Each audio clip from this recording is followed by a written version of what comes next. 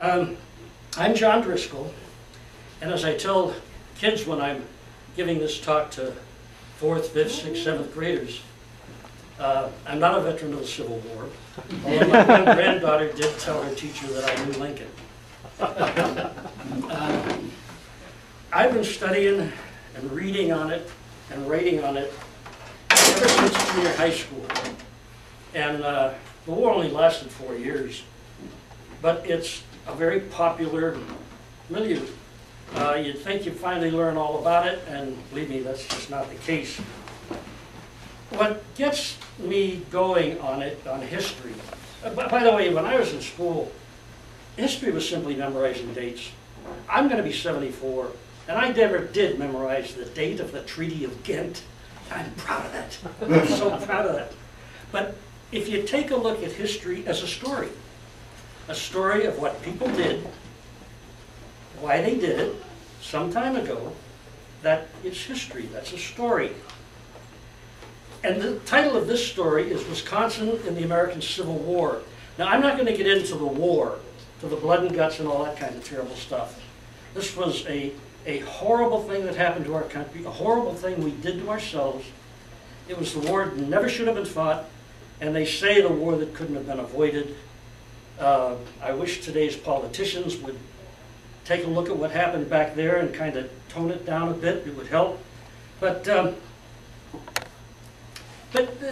especially when I'm talking to grade school kids, they'll say, well, was Wisconsin in the Civil War? And the answer to that is, oh yeah, yeah. And then, didn't that happen about 1 million years ago in Tennessee or something like that? Well, it wasn't 1 million years ago. It began 148 years ago. It ended 144 years ago, both cases mid-April. And it did take place in Tennessee and in Alabama and in Virginia and in Ohio and in Pennsylvania and off the coast of France and in the Bering Sea off the coast of Alaska. It happened all over the place. My grandfather was born the week the American Civil War ended. His father, my great-grandfather, well could have fought in it. He couldn't for a good reason. He wasn't here. He was still in Ireland. But your grandparents definitely could have. Definitely could have. Shots were fired and people died in Madison, Wisconsin. And we'll touch on that. But what I want to talk about isn't so much the war as it is Wisconsin and the people of Wisconsin. Who were they? The men and women who lived back then, excuse me.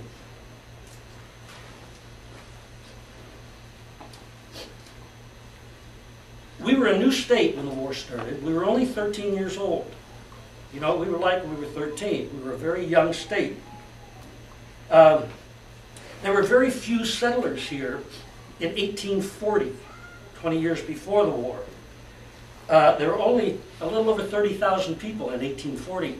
But when the war began, about 1860, there were over 775,000 people here. Now, in that 20-year period, all these people showed up. That means that the people in Wisconsin living during that time came here from somewhere else. They weren't born here. They weren't native. They came here to find their homes and their fortunes, and Wisconsin was a good place to come back then. The harvests for the 2 years right before the war were harvests of record. People were making money. Farmers were making money. Merchants were making money. It was a good place to be in the summers. These people were happy and they were content, and they were not the kind of people you'd expect to go running off to fight in somebody else's war. And that's what they considered it, somebody else's war. Wisconsin sits up here. The problems were down here, mainly caused by northern people living here. It wasn't our problem. It wasn't our troubles.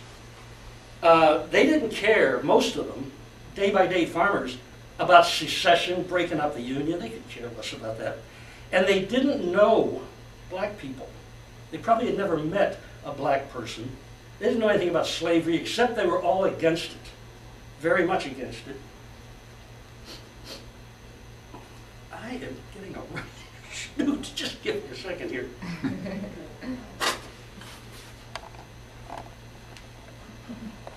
So they were here, their families were here, their fortunes were here, their farms, and yet, out of a male population of just under 380,000 males in Wisconsin, some 91,379 men signed up and wore the Union uniform. That's almost every fourth male in the state. Tremendous. About 80,000 of those 91,000 men were volunteers. There's only 10,000 of them that got drafted or went as substitutes. You could hire someone to go for you if you had enough money. Kind of like today, if you have enough money. And then, so I asked myself as I got into this, why in heaven's name did they go? I mean, this was a terrible thing they were getting into. And it's in the diaries, it's in the letters. I've read it. Most of them went, this is going to sound awful, to have a good time. For a young boy, 18, 19, 20, 21 years old, the summer of 1861 was going to be spent following the back ends of 2 oxen back and forth the wheat field. That was very alluring. We were a wheat state back then. We weren't a dairy state. But if they signed up, they could go off with their buddies, they could have a good time, they could travel, they'd have some adventures, they'd kick some southern butt when they got down there, you know how people are. It was pretty alluring, so they did. And when they formed up into what they called companies, about 100 men, by counties. Dane County had a company, I'll get to it in a minute, Sauk County had a company, so on. So they knew the people they were going off to war with, their brothers, their cousins, the guy that stole a girlfriend, next door neighbors. And when they went off together, they trained together, they marched together, they fought together, they stayed together. There were no replacements back then. They stayed together and they stayed in it because they were there with their friends. But something else happened too once they got away. Most of them had never been out of the county. A lot of them had never been out of the city. When they traveled from Wisconsin to Washington or Wisconsin to St. Louis, and they saw how big this country was and how great it was, they thought it out and they said, no, we're not going to let them break it up. We'll fight to prevent that. And also when they got down south and they saw slavery for what it actually was, they just said, no, we'll fight against that. And out of those 90-some thousand men, they took losses. 12,216 men from Wisconsin died in the American Civil War. About a quarter of them from battle wounds. 3/4 sickness, disease, accidents, miserable living conditions. These guys were never in a house once they marched off to war. They lived outdoor all the time. Wisconsin lost more men in the American Civil War than it lost in all the other wars men from Wisconsin have fought. Spanish-American, World War I, World War II, Korea, Vietnam, the Gulf, everything.